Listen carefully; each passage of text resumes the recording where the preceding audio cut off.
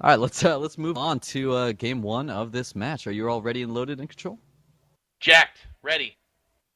All right, let's get going.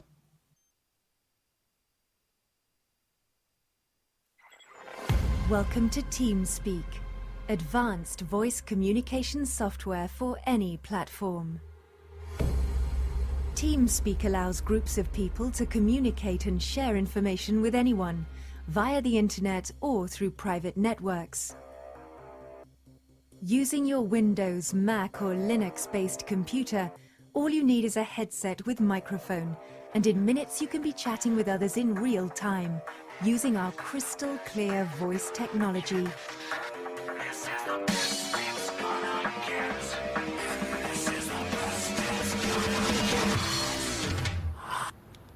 Alright, Orb. We have sYz as the Teal Zerg, morphing in at the 3 o'clock position on Metalopolis. This is game 1. While Insolence very efficiently warping in at the 6 o'clock position. I'm going to be making German jokes, so for those of you... No, I'm not going to be. Never mind. I retract that. I remember the terror that was making German jokes earlier. But do you have any information on these players? Do you know anything about them? I do not. Other than what we have already said before the game, that's all we have. So I guess we'll just talk about the map and the matchup a little bit. This is going to be PvZ.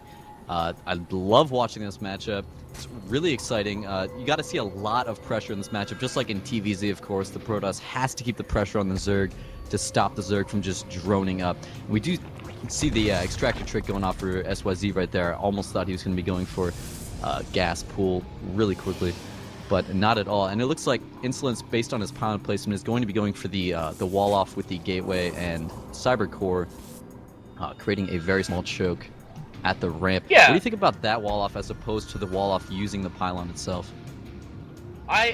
Personally, I prefer the Gateway Cybernetics Core. I feel like it's just a little bit... It just has more options. I feel like it's better against the very rare, albeit, baneling bust. But I just prefer it. I haven't done the science, though, so maybe it's the more ineffective way. But one quick note on the players.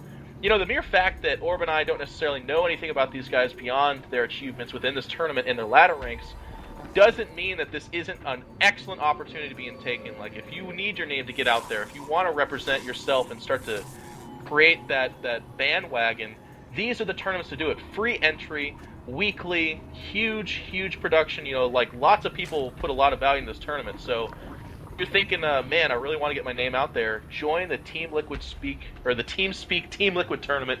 There's so many teams in that title that it actually confuses.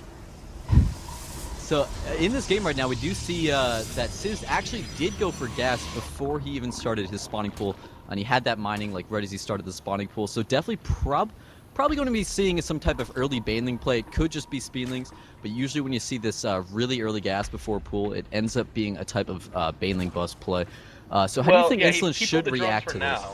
I mean, he pulled the drones for now, and he saw that. So perceptibly right now, Insolence is thinking speed leg opening, but there is always the danger that sYz just, does that, puts the drones back on the gas, and exactly, goes right into what you described, which is the baneling bust. So those are the dangers for a Protoss player in this position, but he's doing actually an excellent reaction to that. You see that chrono-boosted unit, the Zealot, and then followed up by the Sentry. So if it is a baneling nest, they will be quite sad when they get to that little not invisible, but transparent cage of pain that won't let them do anything effective. Yeah, of course, Sentry is absolutely vital in dealing with banelings. Of course, if the banelings get up your ramp and kill your Zealot, that's blocking it, you're basically sunk, so that force field is absolutely essential. We do see Insolence going on a 2-gas build, so definitely going to be teching up. He has built a second gateway, and we haven't seen his tech path yet, but we do see sYz just taking that expansion. And look at that. Twilight Council goes down, and the Overlord waltzes in, all cocky and sure of himself, taking a peek. Oh, and he canceled it with Envision. No! Wow. Not even waiting to cancel afterwards. sYz going to double check. Sees a third gateway being put down, just getting full information on his opponent. Not the position Insolence wants to be in right now at all. Going into 3-gate on 2-gas. Yeah, I mean, that's just unfortunate, but also, you know what? Again, good information by our Zerg player, and again, it's rewarding. So yes, he did lose that Overlord. It cost him 100 whole minerals. It's like 3 weeks allowance.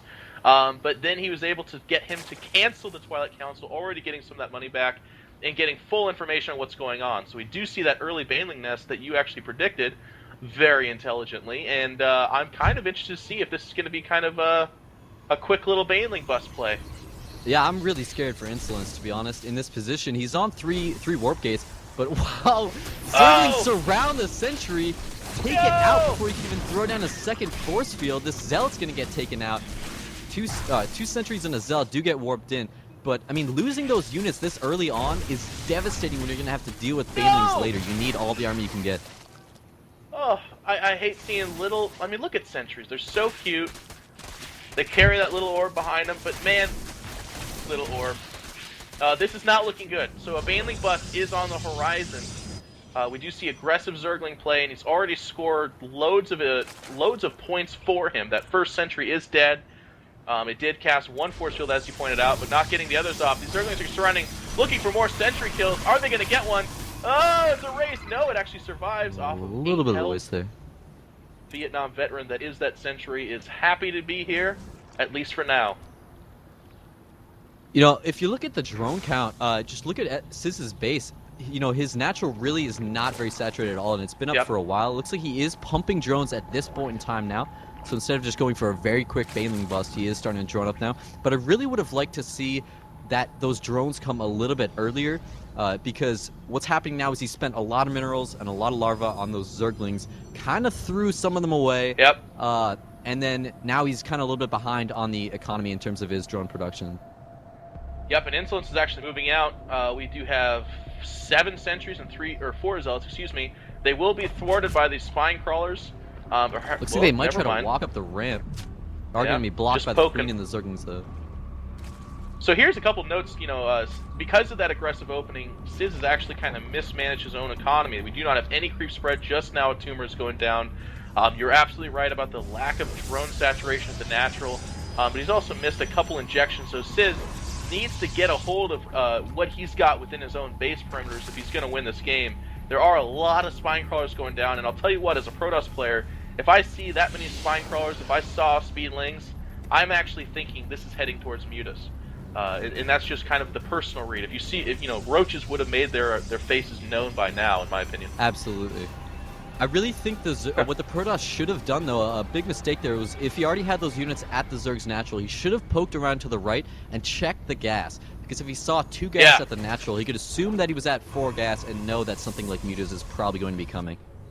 Excellent point. I mean, as it is, though, I think the Protoss is making the read Mutas, because 2 Scargate Phoenix opening is just about the most devastating counter to Mutas you can possibly imagine. So sYz will be crying little Portugal, and oh my god, why did I even try to say that? Portuguese tears. Wow.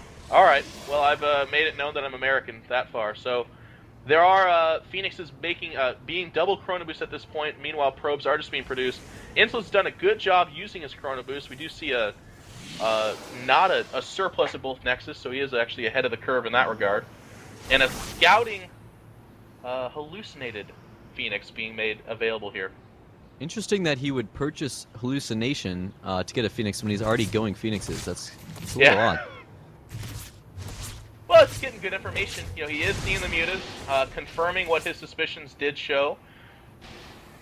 So when he does get that kind of like heavy Phoenix count, is going to ruin the day for the Zerg, because Mutas, they do quite well against a lot of things, but Phoenixes do not fall into that category. Yeah, you know, I think actually what he might have just done there might have been a really nice strategic move. He brought in those hallucinations and let them die on purpose to the Mutalisks. And his opponent might think, okay, he must not be going Phoenixes, or he just used those to scout. So he might just keep building Mutalisks when they're just going to get hard counted by the actual Phoenixes. And here they come, unable to be hit by Mutalisks, and able to hit them back with the correct micro. He is losing a number of Phoenixes a little sloppily. Not the best micro. Use of Phoenix, but you can see how strong they are against Mutalisks anyways. You know, he just tore them apart with fewer numbers. Absolutely. And I really got to say, still going Mutalisks. Oh wow, yeah. I mean, in the production tab, we can see that he's still building them. There's a bunch that just popped out. And I gotta say, from the Protoss perspective, he's got to feel really confident right now. He's held off this, Muta harass completely. Now he's harassing the Overlords. He knows his opponent spent 7 drones on spine crawlers at his natural, and he's been keeping pressure up, relatively regularly. I'm surprised that we don't see an expansion coming up from Protoss right now. But right now, he's hitting these spine crawlers from the bottom with his army. Here comes the attack. Not all spine crawlers are able to hit at once. Mutas are coming in to help, but the Phoenixes are above. Oh! wow, Hallucinated Archons, great for taking damage. Beautiful They are move. actually getting hit. Wow. They are soaking up a lot of damage from these spine crawlers and Zerglings. Blocking off the Zerglings as well from being able to run around and surround the sentries. Very nice move. Going to be able to take out these. sYz calls GG. Wow, that was a fantastic play by Insolence. I was not expecting that at all. He actually hallucinated like 90% of his army at the end there. It was just, I mean, if you look at the end of this replay, he's got 1 Stalker and 7 sentries. The rest of that army was a figment of the Zerg's imagination. I mean, that is just, I've never seen hallucination used that way. I was actually, wow. Yeah, that was love amazing. commentating, And guys. you see sYz says at the end of the game, he's, so much gas, ... Jesus. So clearly he thought his opponent actually made all those units. He didn't realize that they were hallucinations or something. Yeah. So it definitely was extremely effective.